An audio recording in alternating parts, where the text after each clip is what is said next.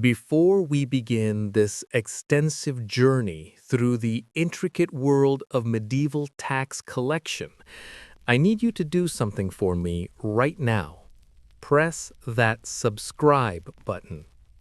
This video represents over 100 hours of research into one of history's most overlooked, yet absolutely essential systems.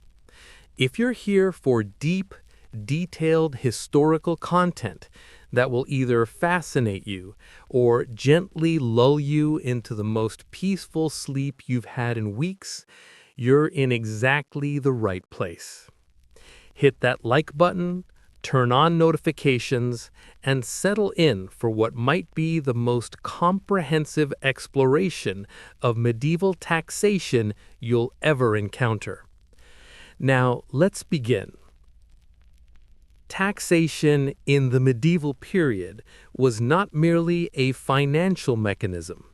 It was the invisible architecture upon which entire kingdoms were built, wars were waged, cathedrals were erected, and societies were structured. When we think of the Middle Ages, our minds often drift to knights in shining armor, grand castles, or perhaps the devastating plagues that swept across continents. Yet beneath all of these dramatic historical moments lay something far more mundane, far more persistent, and arguably far more important: the systematic extraction of wealth from the populace to fund the ambitions of lords, kings, and the church itself. The medieval tax system emerged from the ruins of Roman administrative practices, transformed by Germanic tribal customs, and eventually evolved into something uniquely adapted to the feudal structure that dominated European society from roughly the 9th to the 15th centuries. This was not a static system, but rather a constantly evolving web of obligations, customs, and innovations that reflected the changing needs of medieval governance and warfare. To understand medieval taxation, we must first understand that the concept of tax in the medieval mind was fundamentally different from our modern understanding. Today, we think of taxation as a civic duty, a percentage of income automatically deducted and sent to a centralized government. Medieval people, however, experienced taxation as a personal obligation, tied directly to their relationship with a specific lord or institution. These obligations were not standardized across regions or even within kingdoms. They were intensely local, deeply traditional, and often the subject of fierce negotiation and occasional rebellion. The foundation of medieval taxation rested on three primary pillars: land tenure, personal service, and customary dues. Every person in medieval society, from the lowliest serf to the mightiest duke, existed within a complex hierarchy of obligations. The serf owed labor and a portion of produce to his manorial lord. That lord, in turn, owed military service and financial support to his overlord or king. The king, theoretically at the apex of this pyramid, still owed spiritual obligations to the church and political obligations to his most powerful vassals. This interconnected web of duty and obligation formed the basis upon which all medieval taxation operated. Land was the primary form of wealth in medieval society, and consequently, most taxation was directly tied to land ownership or use. The manorial system, which dominated agricultural production throughout much of medieval Europe, created a framework where peasants worked lands they did not own in exchange for protection and the right to farm small plots for their own sustenance.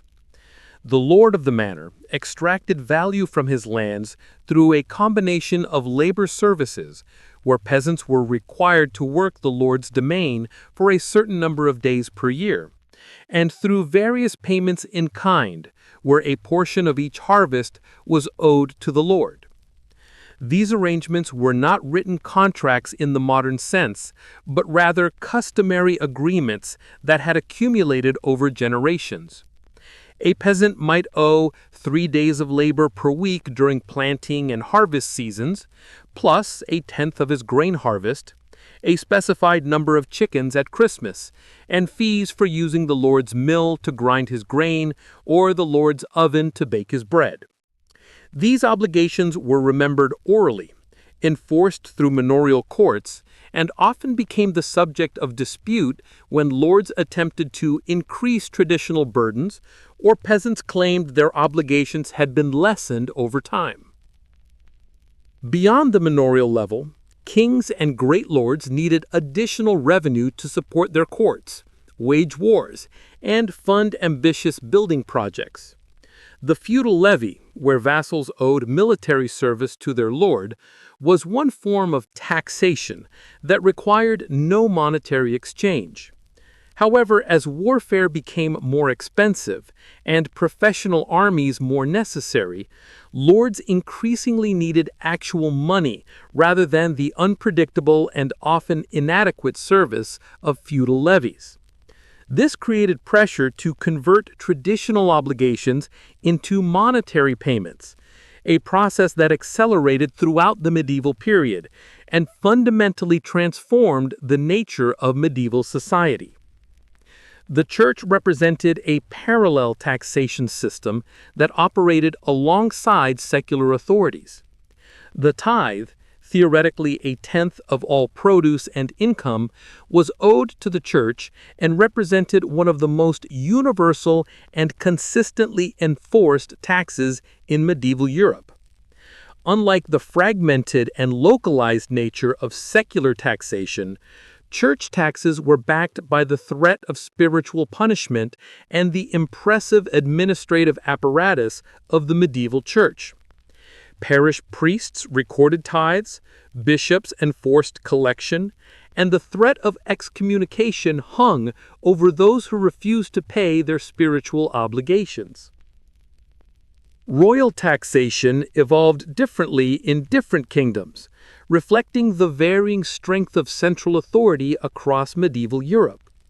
In England, the Norman conquest of 1066 created an unusually centralized system where the king could, with the consent of his great lords, levy kingdom-wide taxes.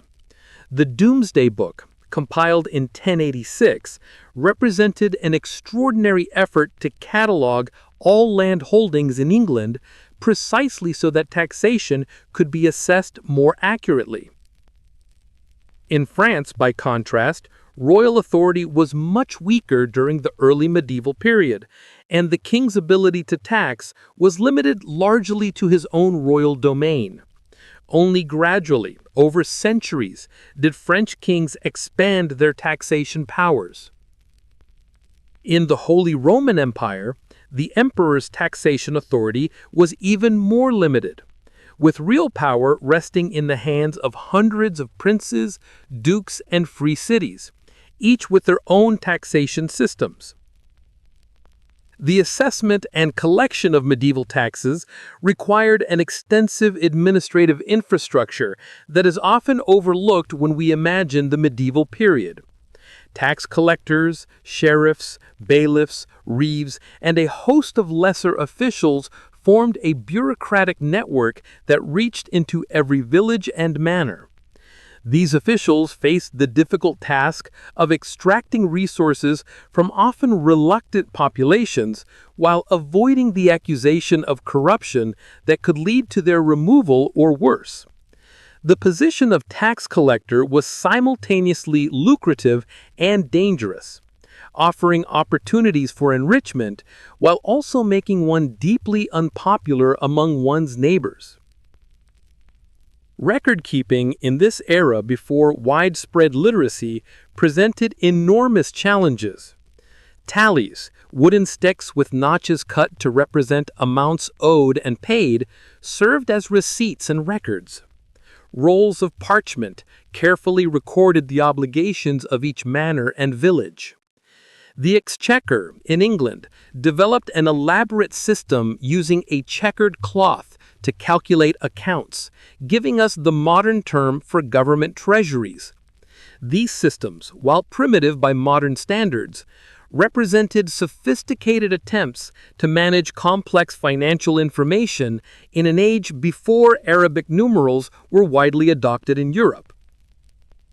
As we prepare to delve deeper into the specific mechanisms of medieval taxation, it's essential to understand that this system, for all its apparent inefficiency and inequality, represented a functioning method of resource extraction that supported one of history's most remarkable civilizations. Medieval tax systems didn't emerge from nothing. They grew from the elaborate fiscal machinery of the Roman Empire, adapting and simplifying Roman practices to fit new political realities. Understanding these Roman foundations is essential for comprehending how medieval taxation developed, because rulers throughout the medieval period constantly looked back to Rome as a model of administrative efficiency and legitimate authority. The late Roman Empire, particularly from the 3rd century CE onward, operated one of history's most sophisticated tax systems. The annona, a tax paid primarily in grain, supplied the army and fed Rome's urban population. The census, conducted regularly though not always reliably, assessed the empire's productive capacity. Tax collectors called publicani and later imperial officials called exactores administered a complex system that touched every corner of Roman territory. Provincial governors held responsibility for their region's tax yields, creating a hierarchical accountability structure that linked local collectors to central imperial authority. Roman taxation distinguished between different types of obligations. The tributum soli taxed land itself based on assessed productivity. The tributum capitis taxed individuals, though its exact nature varied by region and period. The collatio lustralis required merchants and craftsmen to pay in gold and silver every 5 years.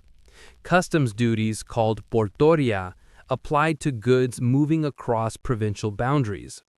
Inheritance taxes, sales taxes, and various fees supplemented these main revenue sources. Romans also demanded labor obligations for public works, military service, and transportation of official personnel and goods, though these were often commuted to cash payments. The genius of the Roman system lay in its standardization and documentation. Tax assessments were recorded in official registers called polyptics that listed landholdings, productive capacity, and tax obligations. These records allowed comparison across years and verification of payments. Receipts confirmed that obligations had been met. Appeals processes existed, at least in theory, allowing taxpayers to challenge unfair assessments. The system operated through literacy, numeracy, and a professional bureaucracy that maintained continuity despite political upheavals. As Roman imperial authority weakened in the West during the 4th and 5th centuries, this elaborate system began to fragment. Germanic kingdoms that emerged from the empire's ruins inherited Roman tax structures, but lacked the administrative capacity to maintain them fully. The Frankish kingdoms of Gaul, the Visigothic kingdom of Spain, and the Ostrogothic kingdom of Italy all attempted to collect Roman-style taxes using Roman administrative personnel and Roman documentation. But maintaining such systems required resources these new kingdoms didn't always possess. The transition from Roman to early medieval taxation occurred gradually and unevenly. In some regions, particularly areas with strong continuity of Roman population and institutions, tax collection continued with relatively little disruption. Southern Gaul, Italy, and parts of Spain maintained recognizable Roman fiscal practices well into the 6th and 7th centuries. In other areas, particularly Britain and the Rhine frontier, Roman tax systems collapsed quickly and completely, replaced by much simpler arrangements based on customary tribute rather than systematic assessment. Germanic rulers faced a fundamental problem. Their authority rested on different foundations than Roman emperors had claimed. Roman taxation theoretically applied to all subjects equally, based on the emperor's universal sovereignty. Germanic kings ruled over distinct ethnic groups with different legal traditions. Frankish law applied to Franks, Roman law to Romans living under Frankish rule, and various tribal customs to other groups. This legal pluralism made uniform taxation nearly impossible. Different populations paid different taxes according to different principles. The church emerged as a crucial factor in early medieval taxation during this transitional period. As Roman secular administration weakened, Christian bishops often assumed civil responsibilities, including tax collection. The church possessed literacy, administrative experience, and institutional continuity that secular authorities lacked. Bishops maintained population registers for their dioceses, assessed charitable obligations, and sometimes collected secular taxes alongside religious dues. This ecclesiastical involvement in fiscal administration created precedents that would shape medieval taxation for centuries. Early medieval kings increasingly relied on revenues from their personal estates rather than systematic taxation of all subjects. The notion that the king should live of his own, supporting himself from his own properties, became a fundamental principle. Royal estates, called fiscs in Merovingian Gaul or domains in Anglo-Saxon England, generated agricultural income, rents, and fees that funded royal government. When kings needed additional revenue, they demanded gifts or tribute from their nobles rather than imposing general taxes on all subjects. Despite this apparent simplification, certain Roman tax traditions persisted stubbornly. Port customs continued wherever trade justified them. Market fees applied in urban centers. Some land taxes survived in modified form, now collected by landowners from their dependents rather than by royal officials from all subjects. Minting remained a royal monopoly that generated revenue through periodic recoinage. Bridge tolls, road fees, and various transit charges continued ancient practices.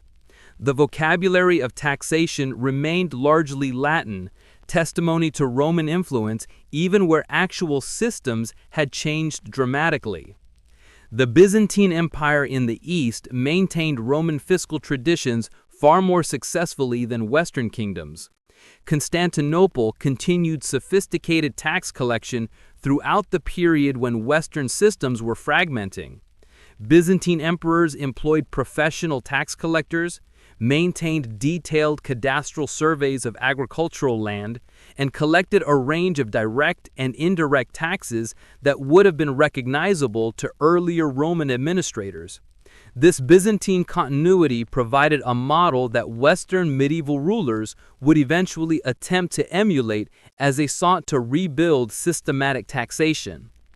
Islamic conquests beginning in the 7th century introduced new approaches to taxation that blended Roman precedents with Arabian traditions and Quranic principles. The jizya, a tax on non-Muslims, resembled Roman poll taxes in practice while differing in ideological justification. The kharaj, a land tax, drew on both Roman and Sasanian Persian precedents. Islamic administration proved remarkably efficient at maintaining tax records, assessing obligations, and collecting revenue. These Islamic systems would influence European taxation both through direct contact in Spain and Sicily and through the diffusion of administrative techniques. By the 8th and 9th centuries, a distinctly medieval pattern had emerged. Taxation had become fragmented and localized. Most people paid their primary obligations to immediate lords rather than to distant kings. These payments were understood as rents or customary dues rather than taxes in the Roman sense. Royal taxation, when it occurred, usually addressed specific emergencies and required negotiation with powerful nobles rather than automatic compliance. Written records had become scarce outside ecclesiastical context. Tax collection relied more on custom and memory than on systematic documentation. Yet the memory of Roman taxation persisted as an ideal. Carolingian emperors in the 8th and 9th centuries consciously attempted to revive Roman administrative practices, including systematic taxation. They sent royal officials called missi dominici to assess local conditions and supervise tax collection. They required written reports on agricultural production, population, and local obligations. They attempted to create empire-wide standards for weights, measures, and coinage. These Carolingian reforms achieved only partial success, but they established precedents that later medieval rulers would build upon. The transition from Roman to medieval taxation exemplifies a broader pattern in medieval history. The fragmentation of centralized authority into localized power structures, followed by gradual rebuilding of more systematic governance. Tax systems reflected this trajectory. What began as an empire-wide standardized system fragmented into countless local arrangements, each reflecting particular relationships between specific lords and their dependents. The subsequent medieval centuries would The feudal system that developed across medieval Europe created a distinctive approach to taxation, based fundamentally on land tenure. Understanding feudal taxation requires grasping that medieval people didn't separate ownership from political authority the way modern societies do. Land brought not just economic rights, but also governmental powers, including the right to collect taxes. The phrase, "no land without a lord," encapsulated this reality. All land, theoretically, belonged to someone higher in the feudal hierarchy, creating chains of obligation that stretched from peasants to kings. Feudalism organized society into a hierarchy of mutual obligations centered on land grants called fiefs. A lord granted land to a vassal in exchange for military service, advice, and various payments. The vassal might then grant portions of his land to his own vassals, creating complex chains of dependency. At the bottom of this structure stood peasants who actually worked the land, paying rents and fees to whoever held lordship over them. This system created multiple layers of taxation, each level extracting resources from those below.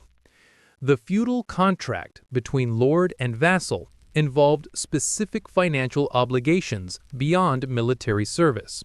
Relief was a payment made when a fief passed from father to son, essentially an inheritance tax that acknowledged the lord's ultimate ownership. A typical relief might equal 1 year's revenue from the fief. Aids were payments vassals owed for specific purposes: ransoming the lord if captured, knighting the lord's eldest son, and marrying the lord's eldest daughter. These aids were theoretically limited and consensual, though lords often stretched these limitations. Wardship gave lords lucrative rights when a vassal died, leaving an underage heir. The lord took control of the fief until the heir reached maturity, collecting all revenues during this period while owing only minimal maintenance to the ward. Lords might keep wardships for decades, extracting enormous wealth from these temporary controls. The right of marriage allowed lords to arrange marriages for vassals' children, typically selling this right to the highest bidder. These feudal incidents transformed biological events like births, deaths, and marriages into revenue opportunities. Scutage, meaning shield money, emerged as vassals sought to avoid personal military service. Rather than serving 40 days in the Lord's army, a vassal could pay cash equivalent. This commutation of military obligation into tax payment became increasingly common from the 12th century onward, as warfare became more specialized and kings preferred hiring professional soldiers.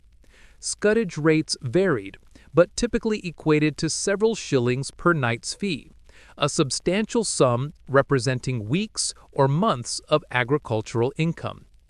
Peasants at the bottom of feudal society faced even more extensive tax burdens than noble vassals.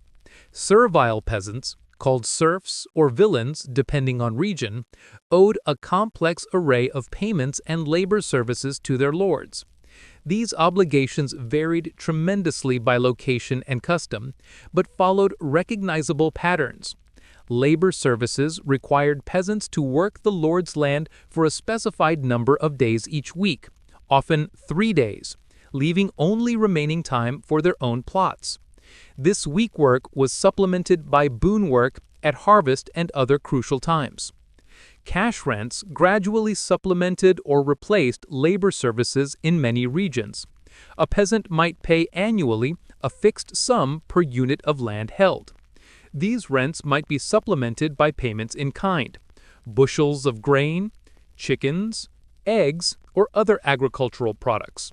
The combination created a complex payment schedule, where peasants delivered different obligations at different times throughout the year. Some payments came at harvest, others at religious festivals, still others quarterly or monthly. Manorial courts provided lords with another revenue source through fees and fines. Peasants paid fees to have disputes heard, fines for various offenses, and amercements for violating manorial regulations. The right to grind grain at the lord's mill, bake bread in the lord's oven, and press grapes at the lord's winepress generated compulsory fees called banalities. Peasants couldn't legally use alternative facilities even if they possessed their own mills or ovens. The mill monopoly proved particularly lucrative and particularly resented, featuring prominently in peasant complaints and rebellions. Death duties extracted payment when peasants died. Harriet required the deceased's best animal or most valuable possession to go to the lord. Mortuary demanded payment to the parish priest, typically the second best animal. These obligations meant that death impoverished surviving family members precisely when they most needed resources.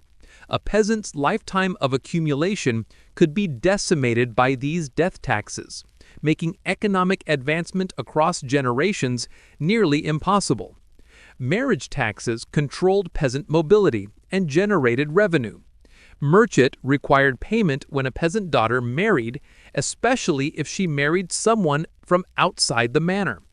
This obligation acknowledged the lord's loss of the woman's labor and her future children's service. The payment might equal several months' income, making marriage prohibitively expensive for poor peasants. Lords sometimes waived merchant as a reward for loyal service or charged extra if particularly eager to prevent a marriage. Tallage represented arbitrary taxation of unfree peasants. Unlike feudal aids, which required specific occasions and theoretical limits, tallage could be levied at the lord's will at his pleasure. Royal tallage taxed peasants on crown lands. Baronal tallage fell on peasants holding from individual lords. The arbitrariness of tallage made it especially detested. Peasants never knew when demands might come or how much would be required. Resistance to tallage sparked numerous local disputes and contributed to larger rebellions. Forest laws created a special taxation regime in areas designated as royal hunting preserves. These forests, which might include cultivated land and villages, fell under separate legal jurisdiction with harsh penalties for violations. Peasants couldn't hunt game, clear land, or even collect firewood without permission and payment of fees. Forest courts generated substantial revenue through fines, while preserving aristocratic hunting privileges. The expansion of royal forests in England during the 12th century provoked such resentment that limiting forest jurisdiction became a key demand in Magna Carta.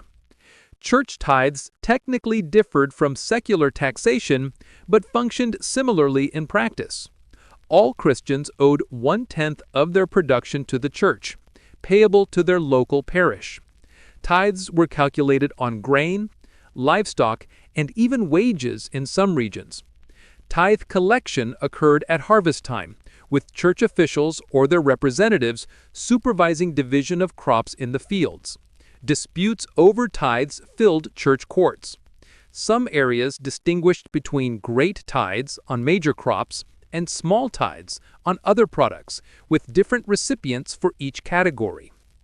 The total tax burden on a typical medieval peasant could easily exceed 50% of total production, when labor services, cash rents, payments in kind, manorial fees, death duties, marriage taxes, occasional tallages, and church tithes combined, little remained for the peasant family. This heavy taxation ensured that most peasants lived close to subsistence level regardless of how hard they worked or how productive their land. The system transferred agricultural surplus upward to lords, who consumed it directly, invested in military equipment and fortifications, patronized religious institutions, or used it for display and hospitality. Regional variation in feudal taxation was enormous. English manors operated differently from French seigneuries, which differed from German Grundherrschaften and Italian signori. Custom determined obligations, and custom varied from manor to manor, sometimes from holding to holding within a single manor. Written customals, when they existed, recorded these local practices. More often, custom lived in communal memory, recalled by village elders when disputes arose. Lords attempting to increase obligations faced peasant appeals to ancient custom, producing conflicts that might end in courts, compromises, or occasionally violence. The development of royal taxation, separate from feudal obligations, marks a crucial transition in medieval governance. Kings began asserting their right to tax all subjects directly, rather than relying solely on revenues from royal estates and feudal obligations from immediate vassals. This expansion of royal taxation encountered resistance from nobles, who saw it as encroaching on their own rights to tax their dependents. The resulting conflicts shaped constitutional development throughout medieval Europe. Anglo-Saxon England developed one of medieval Europe's most sophisticated royal tax systems. The Geld, originally instituted to pay tribute to Viking raiders in the late 10th century, evolved into a regular land tax collected throughout the kingdom. The Danegeld, as it was sometimes called, required assessment of all lands and collection from all landholders regardless of feudal status. The Anglo-Saxon state maintained detailed records of land assessment in units called hides, allowing systematic calculation of tax obligations across entire counties. The Geld represented genuine national taxation. Royal officials called shire reeves or sheriffs collected it in each county. They answered directly to the king for delivering specified amounts. The system required literacy, numeracy, and administrative capacity remarkable for its time. When Norman conquerors arrived in 1066, they found this Anglo-Saxon fiscal machinery impressive enough to maintain and expand. The Domesday Book, compiled in 1086, represented the greatest administrative project of the medieval period, recording landholdings and tax obligations throughout England with unprecedented detail. Norman and Angevin kings of England built on Anglo-Saxon foundations to create increasingly elaborate tax systems. The Exchequer, the Royal Treasury and Accounting Office, developed sophisticated procedures for receiving and auditing tax revenues. Officials used a checkered tablecloth to calculate sums owed and paid, moving counters across the cloth like an abacus. Twice yearly, sheriffs appeared before exchequer officials to account for revenues from their counties. These audits created massive rolls of parchment recording every transaction, providing historians with extraordinary detail about medieval government finance. Henry II in the 12th century expanded royal taxation through several innovations. The Saladin tithe of 1188, raised ostensibly to fund crusading, established precedents for taxing movable property rather than just land. Assessing someone's movable wealth required more intrusive investigation than simply checking land records. Tax collectors needed to inventory livestock, grain stores, household goods, and cash. This process provoked resentment, but generated substantial revenue. Future kings would repeatedly tax movables, developing increasingly sophisticated valuation techniques. The principle that extraordinary royal taxation required consent became established in England during the 13th century. Kings claimed the right to demand aids from all subjects in emergencies, but defining what constituted an emergency and whether consent was truly required produced constitutional conflicts. Magna Carta in 1215 addressed taxation explicitly, stating that certain taxes required common consent of the realm obtained through assembly of prelates and nobles. This provision proved difficult to enforce but established an important principle. The development of Parliament in 13th and 14th century England centered largely on taxation. Kings summoned representatives from counties and towns to approve taxes, particularly taxes on movable property. These assemblies evolved into Parliament, with representatives negotiating tax rates in exchange for royal concessions. The principle "no taxation without representation" thus had deep medieval roots. Parliamentary approval didn't eliminate resistance to taxation, but it provided legitimacy that made collection more feasible. French royal taxation followed a different path. Capetian kings initially possessed even weaker tax authority than English monarchs. The expansion of royal taxation occurred gradually through centuries of patient assertion of royal rights and exploitation of feudal privileges. Philip Augustus in the early 13th century began systematically expanding royal revenues. Louis IX, later that century, continued this process. But truly effective national taxation in France emerged only in the 14th and 15th centuries. The Hundred Years' War dramatically accelerated French fiscal development. Desperate need for military funding pushed French kings to claim broader tax powers.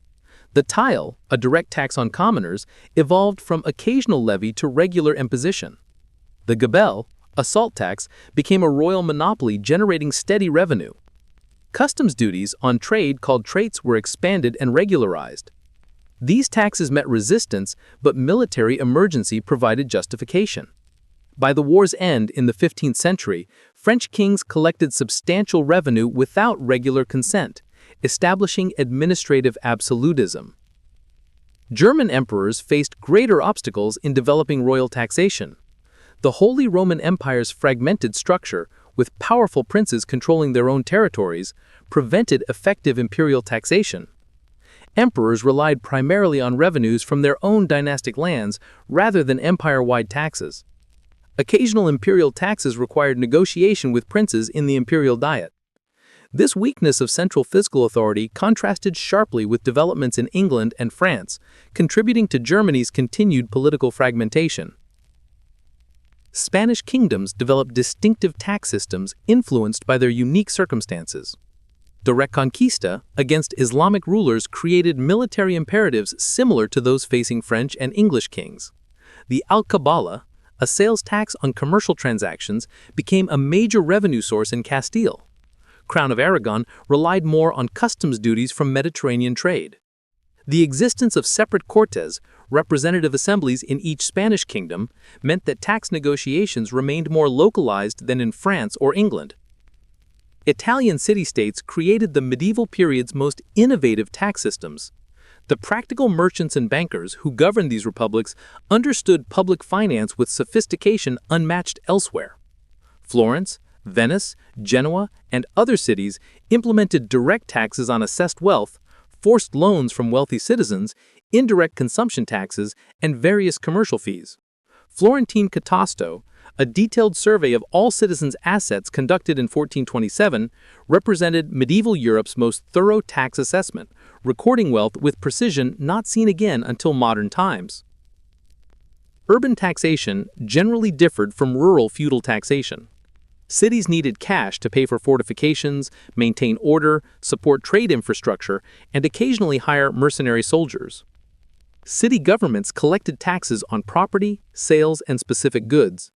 Excise taxes on wine, beer, bread, and meat generated steady revenue. Gate tolls taxed goods entering cities. Jews often paid special taxes for the privilege of residence and commercial activity. Guild dues supplemented municipal revenue. These urban taxes were collected more systematically than rural levies because cities had literate administrations and concentrated populations facilitating oversight. Poll taxes, charging a fixed amount per person regardless of wealth, periodically appeared throughout medieval Europe. England's poll taxes in the late 13th century, culminating in the 1380 levy that sparked the Peasants' Revolt, demonstrated both the revenue potential and political danger of this approach. Poll taxes were simpler to administer than wealth assessments, but struck poor people disproportionately hard. Their unpopularity made them politically risky, though rulers desperate for quick revenue continued attempting them. Tax farming emerged as a collection method when royal administrations lacked capacity for direct collection. The king sold the right to collect specific taxes to individuals or companies who paid the estimated yield up front, then kept whatever they could collect above that amount. This system shifted collection costs and risks to tax farmers, while guaranteeing royal revenue. But it encouraged aggressive collection practices, since tax farmers sought to maximize profit.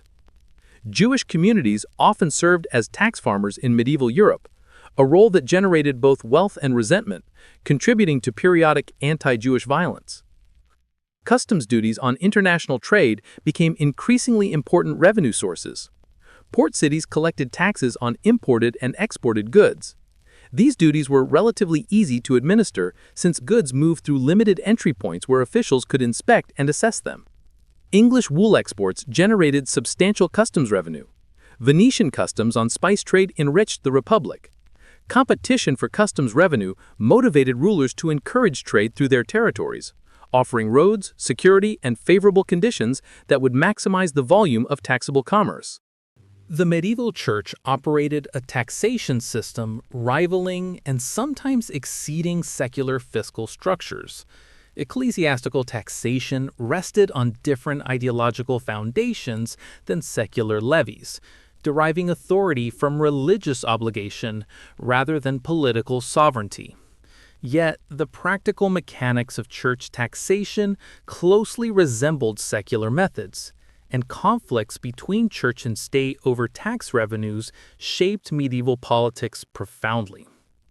The tithe stood as a foundation of ecclesiastical taxation. Based on Old Testament precedents and early Christian practice, the tithe required all Christians to contribute 1/10 of their production to the church. This obligation theoretically applied universally and automatically. Every Christian owed tithes regardless of consent or negotiation. Collection occurred at the parish level, with local priests or their representatives receiving tithes from all parishioners. Tithes were calculated on agricultural products, livestock increase, and in theory, on all forms of income, including labor wages and commercial profits. The practical focus remained on agricultural tithes, since most medieval people farmed and agricultural products were most easily assessed.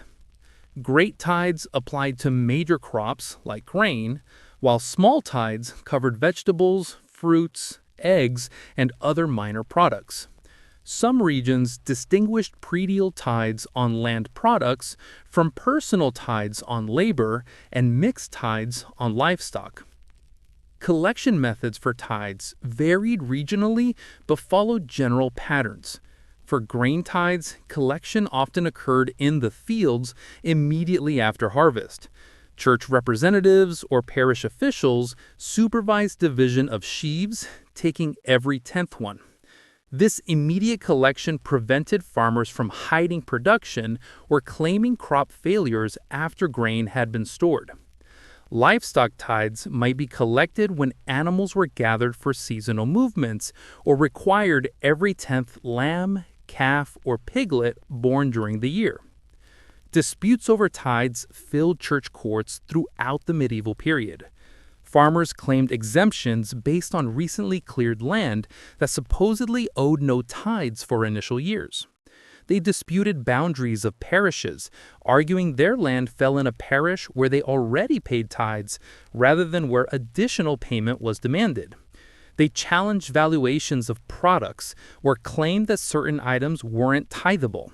These disputes revealed that the theoretically simple obligation to pay 1/10 actually involved complex questions requiring legal interpretation. Tithe revenues supported parish priests, maintained church buildings, funded poor relief, and contributed to higher ecclesiastical authorities. The distribution varied by location and custom. Some parishes divided tithe revenue into thirds: 1/3 for the priest's sustenance, 1/3 for church maintenance, 1/3 for poor relief. Other arrangements saw the majority going to the priest, with smaller portions for other purposes.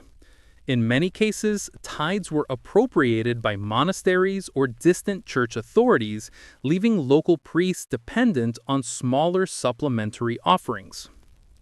First fruits or annates required clergy to pay their first year's income from ecclesiastical benefices to higher authorities. When a priest received a parish, he owed the first year's revenue to his bishop, to the cathedral chapter, or increasingly to the papacy. This practice generated substantial revenue for church hierarchy while creating hardship for newly appointed clergy who needed that first year's income to establish themselves. Annates became particularly controversial when popes claimed them from parishes throughout Christendom, directing enormous sums to Rome. Peter's pence represented annual tribute paid by certain kingdoms to the papacy. English churches collected this tax, originally 1 penny per household, and forwarded proceeds to Rome. Other kingdoms made similar payments, acknowledging papal supremacy.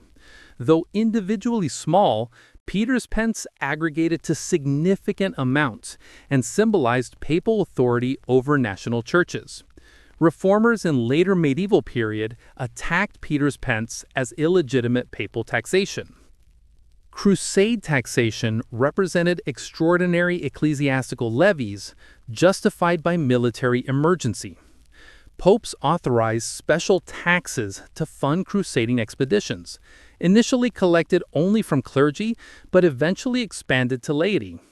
The Saladin tithe of 1188 required 1/10 of revenues and movable property from all Christians to fund the Third Crusade. Later crusade taxes employed sophisticated assessment and collection methods, sometimes involving direct papal collectors who bypassed local church authorities. Clerical taxation by secular authorities created intense conflicts between church and state. Kings claimed the right to tax church property and revenues, arguing that ecclesiastical wealth within their realms fell under royal jurisdiction. The church insisted on immunity from secular taxation, claiming that church property belonged to God and that secular rulers lacked authority over spiritual institutions. These disputes sparked major conflicts like the investiture controversy and contributed to martyrdoms like Thomas Becket's one. Practical compromises usually resolved church-state tax conflicts. Clergy agreed to pay voluntary gifts or benevolences to kings while maintaining the principle of immunity from compulsory taxation. Kings accepted these gifts as sufficient contribution.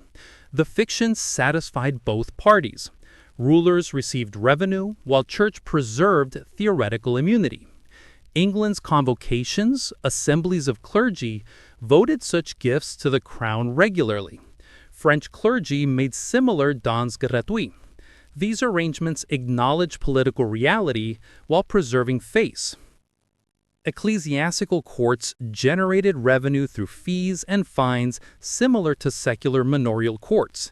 These courts claimed jurisdiction on marriage, wills, contracts made under oath, moral offenses like adultery and heresy, and any case involving clerics. Parties paid fees to have cases heard, witnesses compensated for testimony, and officials collected penalties from those found guilty. Probate fees on wills proved particularly lucrative. Anyone dying with property needed their will proved in church court, paying fees proportional to the estate's value.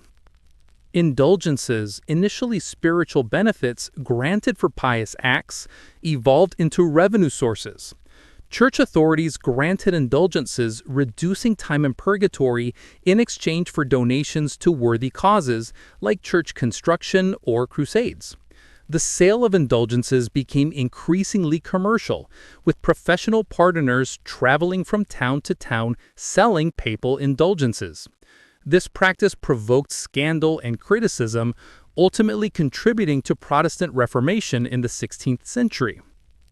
Monastic taxation exhibited distinctive patterns. Monasteries claimed exemption from both secular and episcopal taxation, asserting they owed obligations only to their own orders or directly to the papacy. This exemption status sparked conflicts with local bishops who claimed authority over all religious institutions in their diocese. Royal authorities challenged monastic tax immunity, particularly when monasteries controlled vast estates. The resulting disputes produced compromise arrangements where monasteries paid token sums, acknowledging authority while preserving substantial privileges. Jewish taxation warrants specific attention within the context of ecclesiastical influence. While Jews paid taxes to secular rulers, their taxation was influenced by church policy regarding Jewish-Christian relations. Jews paid special taxes for protection, residence rights, and commercial privileges. Royal protection of Jewish communities, despite pressure from church restrictions, reflected economic motives, as Jewish taxation and loans provided substantial revenue. Periodic expulsions of Jews from England, France, and Spanish kingdoms resulted partly from fiscal calculations about whether their tax contributions justified continued toleration. Pilgrimage sites generated tax-like revenues through required offerings. Pilgrims visiting holy sites were expected to make donations proportional to their means. Major sites like Canterbury, Santiago de Compostela, or Rome attracted thousands of pilgrims annually, each making offerings. Local officials monitored these donations, ensuring appropriate amounts were given. Shrines housing particularly powerful relics commanded higher offerings. The economics of pilgrimage created entire industries of innkeepers, guides, and sellers of pilgrim badges, all generating revenue that churches taxed through fees and rents. Mortuary fees required payment to parish priests when parishioners died.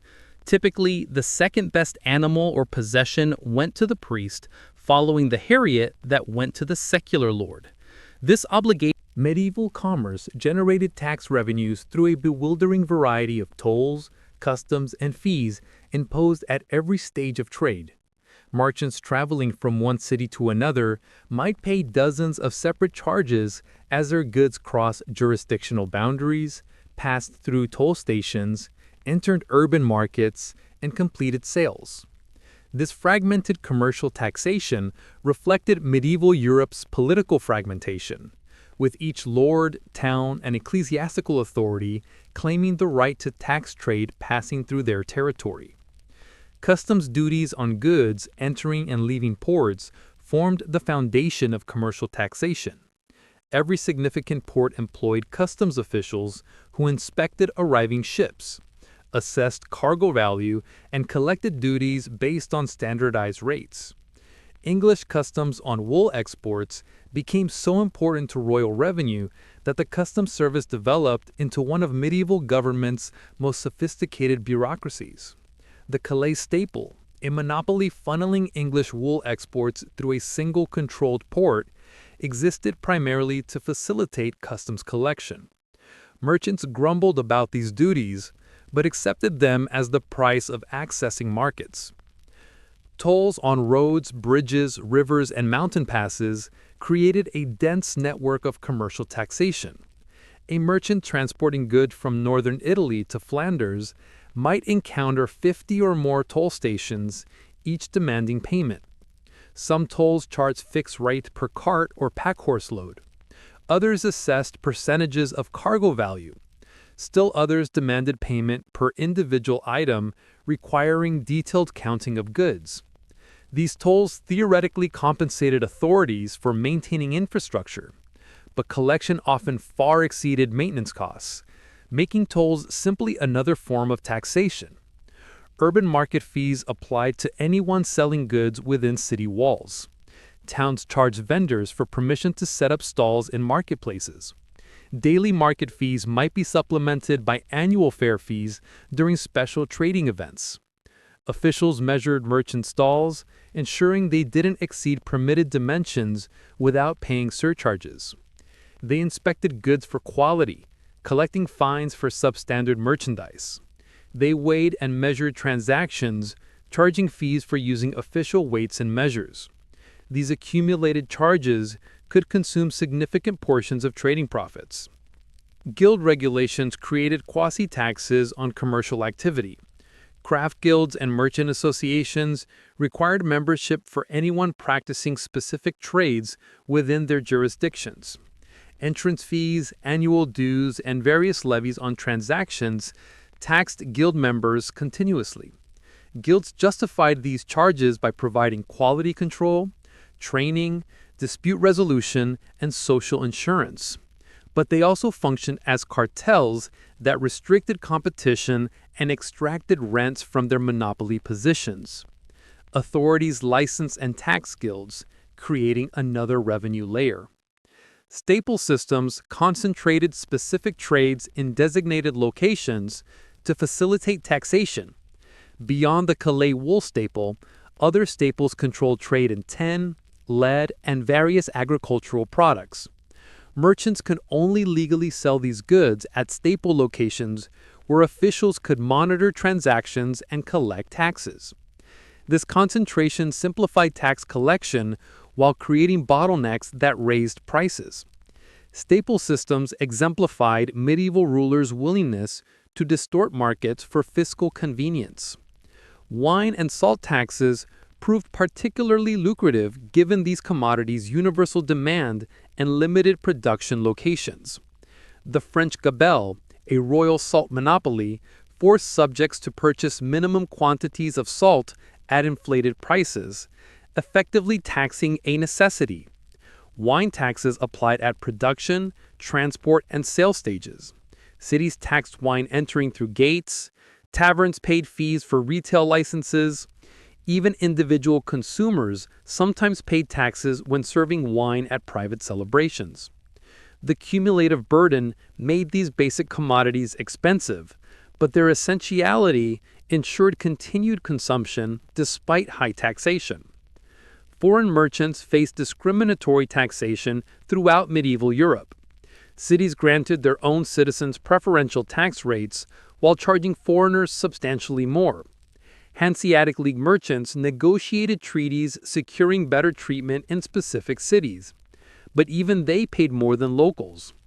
Jewish and Lombard merchants, particularly prominent in money lending and long-distance trade, encountered special levies beyond standard commercial taxes.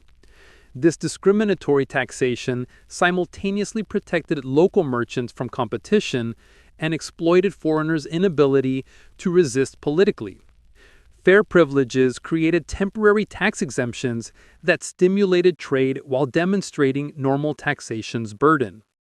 Kings and lords granted charters establishing annual fairs with reduced or eliminated tolls and duties. The most famous fairs, like Champagne cycle of fairs in the 12th and 13th centuries, attracted international merchants precisely because fair privileges lowered transaction costs.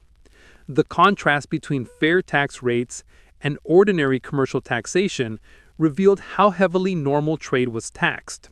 When fares declined in the later medieval period, resumed normal taxation discouraged trade that had flourished under lighter fiscal regimes. Convoy taxes funded armed protection for merchant caravans and shipping. Mediterranean cities collected these levies to finance war galleys that escorted merchant fleets against pirates. Overland merchant associations paid for armed guards accompanying caravans through dangerous territories. These convoy taxes resembled insurance premiums, covering actual security costs rather than generating profit. Yet they still represented compulsory payments that increased commercial expenses and therefore functioned as taxation regardless of their protective justification. Weighing and measuring fees monetized regulatory functions. Cities maintained official weights and measures to prevent fraud in commercial transactions. Using these official standards wasn't optional. Authorities required it and charged fees for each use. A grain merchant selling in an urban market paid to have his goods weighed on official scales. A cloth merchant paid to have fabric measured by official measurers. These fees accumulated rapidly for merchants conducting numerous transactions. The revenue funded bureaucratic apparatus while taxing commerce under the guise of consumer protection. Brokerage requirements forced merchants to employ licensed intermediaries, who charged fees. Foreign merchants particularly faced requirements to work through local brokers who arranged transactions, provided translation, and guaranteed contract performance. Brokers charged percentages of transaction values, increasing costs substantially. Authorities licensed brokers and collected fees for these licenses, then taxed brokers' income. The system protected established local commercial interests while creating another extraction point for taxation. Coinage manipulation functioned as hidden commercial taxation. Medieval rulers periodically recalled coins and reissued them at reduced precious metal content, while maintaining nominal face value. This debasement allowed rulers to mint more coins from the same amount of silver or gold, creating profit called seigniorage. Merchants holding recalled coins lost value in the exchange. Prices rose as debased currency circulated, effectively taxing everyone holding money or owed money in contracts. This invisible taxation proved politically easier than explicit levies, but damaged commercial confidence and distorted economic calculation. Banking and credit transactions attracted specialized taxation. Cities taxed money changers, essential intermediaries in an era of countless local coinages. Interest on loans, though theoretically forbidden as usury, was taxed when authorities acknowledged it tacitly. Bills of exchange, sophisticated credit instruments that allowed long-distance money transfer without physically shipping coins, faced taxes on issuance and payment.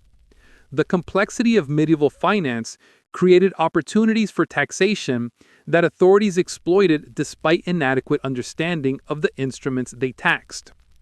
Sumptuary taxation attempted to control consumption while raising revenue. Laws restricting luxury goods ostensibly enforced social hierarchy and moral restraint, but licenses to violate these restrictions generated income. A merchant wealthy enough to wear fabrics legally reserved for nobility could purchase exemption. A town's leading families could buy rights to serve foods forbidden to common people. These sumptuary licenses combined taxation with social control, using fiscal policy to reinforce class distinctions. Shipwreck rights and jetsam claims gave coastal authorities tax-like revenues from maritime disasters. When ships wrecked on coastlines, local lords claimed salvage rights over cargo. Even goods thrown overboard during storms became lordly property if they washed ashore. These claims were defended as ancient rights, but they functioned as involuntary transfers of merchant property to authorities. Some rulers offered protection against these claims in exchange for fees, essentially charging merchants not to steal from them. The cumulative effect of commercial taxation. By the late 15th century, the cumulative weight of medieval taxation, feudal, royal, ecclesiastical, and commercial, had created a complex, multi-layered fiscal environment that shaped nearly every aspect of European life. Yet this apparently rigid medieval tax world was far from static. Behind its many burdens and archaic forms, profound shifts were already underway, gradually transforming Europe's fiscal landscape and laying the foundations for what historians call the fiscal military state of the early modern era. The end of the Middle Ages did not erase old taxes so much as reorganize and repurpose them, blending inherited fiscal structures with new administrative ambitions. The result was a transitional period in which medieval forms persisted but behaved increasingly like modern taxation systems. The most consequential transformation involved the gradual replacement of personal and situational obligations with general, impersonal, and permanent taxation. Feudal incidents, relief, wardship, marriage payments, and aids continued to be collected in some regions well into the 16th century, but by 1500 they had lost their centrality. Monarchs no longer relied primarily on feudal chains of obligation to raise revenue. Instead, they sought to tax populations directly, bypassing mediating lords whenever political conditions allowed. In England, the shift had begun in the 12th and 13th centuries with systematic assessments of movables. But the 15th century saw further entrenchment of parliamentary taxation and royal customs revenues. In France, the taille evolved into a permanent, crown-controlled levy, no longer dependent on emergency justification. Even in Spain, where regional assemblies maintained strong control over taxation, monarchs increasingly extracted predictable revenues from alcabalas, servicio y montazgo levies, and customs duties. Everywhere, the direction of travel was the same, from exceptional taxation toward routine fiscality. The impetus for this transformation came largely from war. Medieval rulers had always needed revenue to fight, but the scale, duration, and technological demands of late medieval warfare grew dramatically. The Hundred Years' War, the wars of the Italian peninsula, and the long conflict with the Ottomans pushed European polities toward unprecedented military expenditures. Feudal service, limited in duration, personal rather than financial, and unreliable, could no longer sustain armies composed increasingly of professional soldiers, artillery specialists, and mercenaries. Fiscal systems evolved accordingly. Kings sought larger, more regular revenues and developed bureaucratic mechanisms capable of extracting them. What had begun as commercial customs, clerical subsidies, and occasional emergency levies became predictable streams financing standing military apparatuses. In this sense, medieval taxation sowed the seeds of the modern tax state, even as it preserved older vocabulary and justifications inherited from feudal and ecclesiastical precedents. Tax resistance and negotiation likewise shifted in character. In early medieval centuries, resistance usually took the form of flight, evasion, or localized revolt.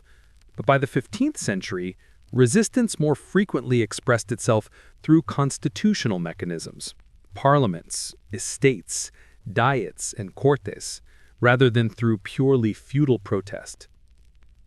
Urban communes and provincial assemblies insisted on approving new taxes, leveraging their fiscal cooperation in exchange for political concessions. The pattern was broadly European. The English Parliament, the French estates, the Castilian Cortes, the Catalan courts, the Imperial Diet, the estates of the Low Countries all served as intermediaries between subjects and sovereigns, not out of abstract democratic principle, but because taxation required broad social cooperation. The need to secure consent became a political force of its own, restraining monarchs as much as it empowered them. In the long run, the institutions that developed to negotiate taxation proved more durable than the fiscal structures themselves, influencing political trajectories far into the modern era. Meanwhile, ecclesiastical taxation faced its own crisis. Throughout the 14th and 15th centuries, the Church's fiscal authority came under increasing scrutiny. The Avignon papacy, by centralizing and intensifying tax extraction from across Christendom, inadvertently magnified grievances. Annats, papal provisions, confirmations, and crusade taxes all funneled wealth to Rome or Avignon, provoking widespread resentment that mingled fiscal frustration with moral critique. The Great Schism compounded the problem dramatically by doubling claims and undermining confidence in the Church's fiscal legitimacy. In many regions, ecclesiastical taxation, already viewed by peasants and townsmen as burdensome, became a symbol of institutional corruption. This resentment provided fertile ground for later reform movements. The Hussites in Bohemia explicitly rejected tithes as instruments of clerical greed. The Lollards in England condemned wealth accumulation by the clergy. By the early 16th century, Luther, Zwingli, and other reformers attacked ecclesiastical taxation directly, arguing that salvation could not be bought and that tithes lacked scriptural warrant.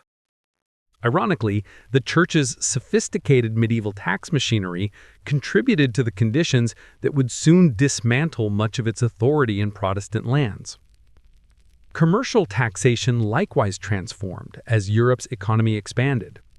Late medieval growth in trade, spurred by demographic recovery after the Black Death, renewed urban expansion, and the emergence of powerful merchant networks such as the Hanseatic League, produced both fiscal opportunity and fiscal friction. Cities multiplied tolls, customs, and regulatory fees, but these very burdens encouraged the development of long-distance financial instruments designed to circumvent them. Bills of exchange, merchant banking, and the increasingly international character of trade networks all reduced rulers' control over taxable goods. At the same time, the rising wealth of cities enabled them to negotiate fiscal privileges, purchase exemptions, and acquire political autonomy in exchange for lump sum tax payments. This produced a paradoxical development. The more rulers taxed trade, the more merchants sought autonomy. And the more autonomy merchants achieved, the more rulers relied on negotiated lump payments rather than direct extraction. The fiscal power of cities thus grew alongside that of monarchs, resulting in a delicate balance that persisted in many regions until early modern centralization efforts began to erode urban privileges. Yet for all the changes that marked the late medieval period, continuities remained equally significant. Manorial dues and seigneurial rights persisted, especially in Eastern and Central Europe, where serfdom intensified rather than declined. Ecclesiastical landlords continued to collect tithes and rents. Local tolls remained ubiquitous, even as monarchs attempted to rationalize them. The medieval habit of fragmented fiscal authority, the idea that every jurisdiction, large or small, possessed taxation rights, did not disappear quickly. Early modern rulers inherited this fragmented landscape and spent centuries attempting to consolidate it. Success varied dramatically. Western monarchies like France and Spain slowly absorbed or abolished many local fiscal privileges. England pursued a more negotiated path, in which Parliament increasingly mediated taxation. The Holy Roman Empire, by contrast, remained fiscally decentralized well into the 18th century. These divergent paths would later shape national political cultures, demonstrating that medieval taxation exerted influence long after its specific forms vanished. The ordinary people who bore the heaviest burdens experienced taxation not as an abstract administrative phenomenon, but as a constant presence woven into the fabric of daily life. A peasant carrying grain to market encountered toll stations, way fees, stall rents, tithes, and manorial dues. A merchant moving goods from fair to fair confronted customs officers, guild brokers, staple regulations, and a patchwork of local laws. A parish priest navigated obligations to bishop, archdeacon, cathedral chapter, and sometimes the Pope himself. A noble juggled feudal dues, scutage, wardship rights, and royal demands for